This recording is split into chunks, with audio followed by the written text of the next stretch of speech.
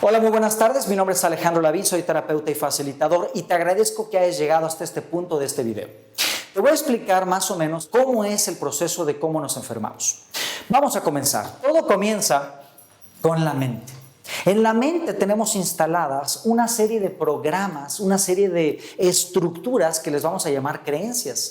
Estas creencias son aquellos motivantes que nos llevan a dirigir nuestra atención de cierta manera. Por ejemplo, cuando tu mamá te decía de niño, oye, tápate porque si no te vas a enfermar, ese tipo de cosas se transforman en una creencia dentro de nuestro subconsciente. ¿Y qué crees?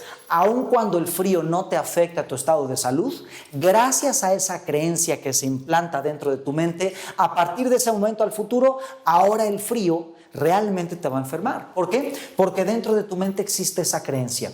Tenemos tres tipos de creencias que se instalan en la mente subconsciente. Número uno están las creencias heredadas, aquellas creencias que heredamos por parte de nuestros ancestros, ya sean nuestros padres, nuestros abuelos o inclusive otras generaciones por encima de ellos. Una familia que tiene un patrón conductual muy marcado, que tiene una conducta muy repetida, va formando una creencia que incluso se transmite a nivel genético gracias a los genes recesivos. Después tenemos las creencias transmitidas. Las creencias transmitidas son las que te enseñaron, las que te dijeron tus padres, tus maestros, tus amigos, la televisión, aquellos libros que lees y todas esas fuentes de información. Estas creencias transmitidas son generalmente las que se implantan entre los 0 y los 7 años de vida. Cuando nosotros somos unos pequeños niños, nuestro cerebro está en unas frecuencias más o menos lentas, lo que le llaman las frecuencias teta, frecuencias delta, mucha parte del tiempo. Por lo tanto, nuestro cerebro no tiene un filtro. Entonces, cualquier cosa que nos digan se puede transformar en una creencia. Después tenemos las creencias formadas. Las creencias formadas son aquellas que nosotros mismos nos formamos a partir de nuestras propias experiencias. Por ejemplo, si a un chico 3 mujeres a las cuales él pretende en distintos momentos de su vida le dicen que no, o sea, lo batean, entonces él se va a empezar a formar una creencia que diga soy feo, o la creencia de nadie me quiere, o la creencia de las mujeres son malvadas, o tal vez todas a la vez. Entonces, esas creencias van a hacer que nuestra atención se dirija a ciertas partes de nuestra vida. Y esa atención, el cómo la dirigimos, nos provoca estados emocionales. Estos estados emocionales, cuando nosotros no aprendemos a reconocerlos y de repente nosotros los reprimimos a nuestra parte subconsciente porque son políticamente incorrectos, socialmente inaceptables, porque esas emociones tal vez no vayan de acuerdo a la personalidad que nosotros hemos construido, porque esas emociones simplemente no van de acuerdo a la reputación o el prestigio que nosotros queremos mantener dentro de un sistema. Todas esas emociones que nosotros no liberamos, reconocemos, van a empezar a alojarse en la parte profunda de la mente y van a empezar a enfermarnos. Realmente necesitamos aprender a digerir nuestros estados emocionales. Número 1, reconocerlos. Número 2, digerirlos. Número 3, liberarlos. Si este proceso no ocurre, entonces esa energía emocional contenida, deberíamos de ver las emociones como un tipo de energía. Esa energía contenida va a terminar manifestándose en forma de una enfermedad. Las emociones que nos enferman pueden ser tan antiguas que pudieran incluso haberse sentido dentro de la gestación.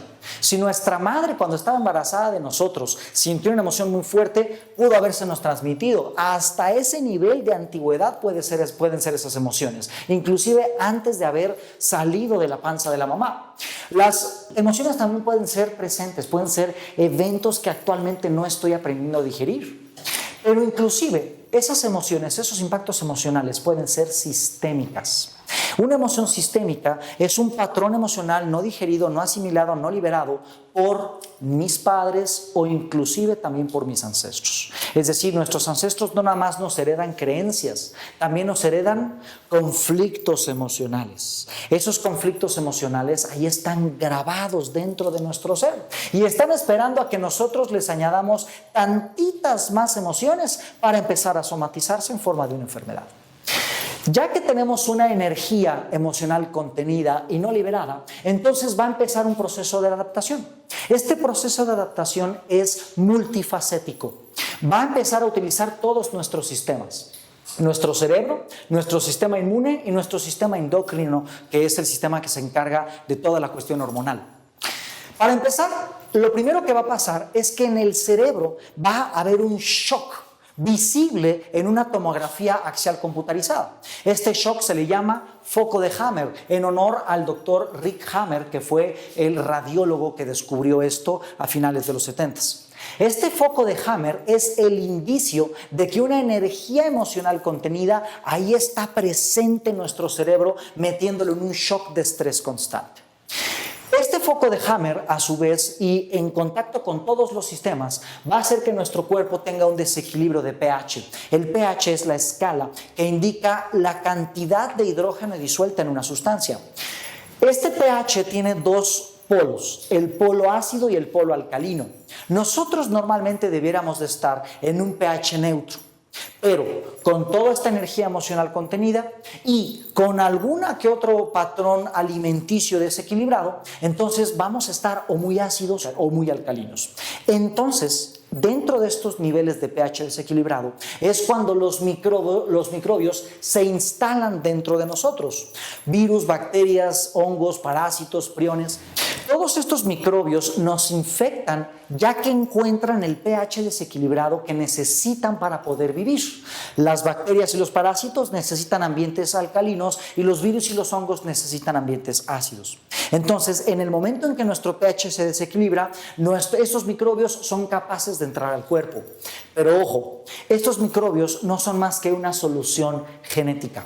Los animales, para poder adaptarse a su ambiente, necesitan emociones. Esas emociones les están hablando de que hay un depredador cerca, o de que la presa se está escapando, o de que hay un conflicto del cual necesitan solucionarlo de alguna manera. Entonces, esos patrones emocionales hacen que los animales se alíen con ciertos microorganismos para poder somatizar un cambio y así solucionar el conflicto que tienen.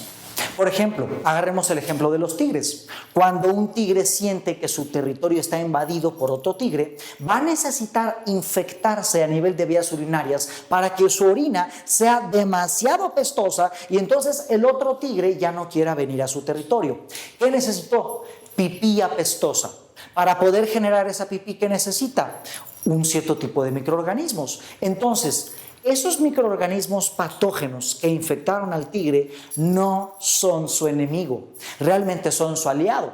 Le están ayudando a poder mantener la integridad de su territorio y así poder garantizar la sobrevivencia de su progenie. Entonces, los microbios nunca han sido nuestros enemigos. El microbio no es el enemigo del ser humano. Son simplemente una reacción adaptativa en base a una energía emocional contenida, respuesta a una forma de percibir la vida que nosotros tenemos. Entonces, ese microbio va a ayudarnos a provocar un síntoma. Un síntoma respiratorio, un síntoma renal, un síntoma urinario, un síntoma de la excreción, un síntoma dermatológico, neurológico, cardiovascular, etcétera, etcétera, etcétera. Realmente todos nuestros síntomas son una respuesta de adaptación al ambiente en base a todo lo que acabamos de mencionar. El microbio no es nuestro enemigo, es simplemente un aliado. Pero nosotros no lo vemos como aliado, porque ese microbio nos está provocando tos, diarrea, un conflicto en el corazón, inclusive un conflicto, no sé, tal vez convulsivo o algo así.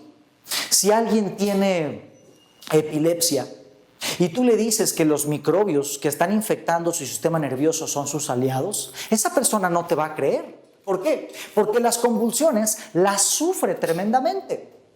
Pero lo que esa persona no sabe es que esas convulsiones son simplemente una respuesta de adaptación de su cuerpo para poder sobrevivir en base a un conflicto que está estructurado en su mente subconsciente. Entonces, cuando hay varios síntomas, respuesta a varios tipos de conflictos emocionales, cuando esos síntomas se unen, llega a lo que nosotros conocemos como enfermedad, o tal vez si eso se acentúa o continúa puede volverse una enfermedad, lo que conocemos como crónica, o después inclusive puede llegar a formarse lo que conoce la medicina como un síndrome. Estas palabras nos indican que la medicina occidental, la medicina alopática o farmacológica, a veces no ha logrado curar del todo esas enfermedades. ¿Por qué? Porque los fármacos, a pesar de que puedan neutralizar los efectos negativos de algún síntoma, los fármacos nunca nos van a llevar a liberar una energía emocional contenida, ni mucho menos nos van a llevar a cambiar nuestra forma de ver la vida.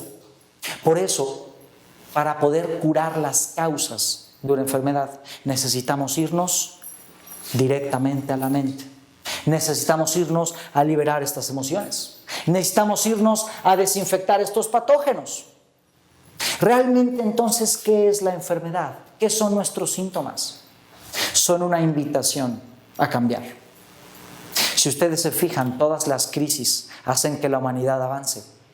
Son los procesos más caóticos los que nos llevan a una nueva percepción, a una nueva reacción de adaptación. Por lo tanto, los síntomas no son más que una llamada de atención para revisar cómo es que percibimos la vida, qué es lo que realmente sentimos, qué es lo que hay dentro de nosotros. Las enfermedades son una invitación a crecer, son un camino de toma de conciencia. Entonces, ¿qué es lo que cura a una persona? ¿Qué es lo que nos cura a todos realmente? Tomar conciencia de quiénes somos, por qué somos, desde cuándo somos, qué hay dentro de nosotros mismos, qué es lo que no hemos aprendido a reconocer, qué es lo que no hemos liberado, qué es lo que hemos contenido, qué es lo que hemos reprimido. Eso es lo que nos sana. Tomar conciencia de las cosas. Así que si tú quieres aprender a tomar conciencia de qué es lo que te enferma, si tú quieres aprender a desinfectarte de microbios, si tú quieres aprender a reequilibrar los sistemas de tu cuerpo, a liberar las emociones contenidas y a cambiar las creencias que tienes instaladas para poder entonces sanar estos síntomas que no son tus enemigos, es una estrategia de tu cuerpo para que puedas sobrevivir. El problema es que a veces no lo entendemos como tal. Ojo, siempre es importante hacer todo este proceso acompañado por un terapeuta y por un médico. Los médicos tienen los análisis más precisos que existen en este momento de la humanidad. Así que es momento de integrarlo todo. Las terapias complementarias y la medicina farmacológica. Integrándolas podemos llegar a esa toma de conciencia. Si quieres aprender cómo esto se puede llevar a cabo, te invito a que veas los videos que tenemos en YouTube, en la lista de reproducción de holobiomagnetismo en mi canal de Alejandro Lavín.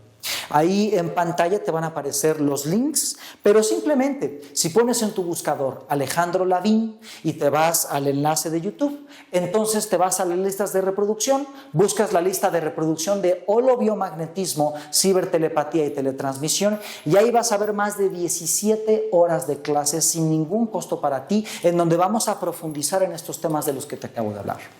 Si después de ver esos videos quieres profundizar en la práctica y quieres realmente llevar esto a un tema profesional, entonces te invito a que te capacites con nosotros. Pero de entrada, ve los videos, toma esa clase, son 17 horas, las puedes ver a tu ritmo, cuando tú quieras, para que aprendas a tomar conciencia de muchas cosas. Por hoy y por esta ocasión sería todo. Muchas gracias. Mi nombre es Alejandro Lavín y estamos para servirte. Muchas gracias.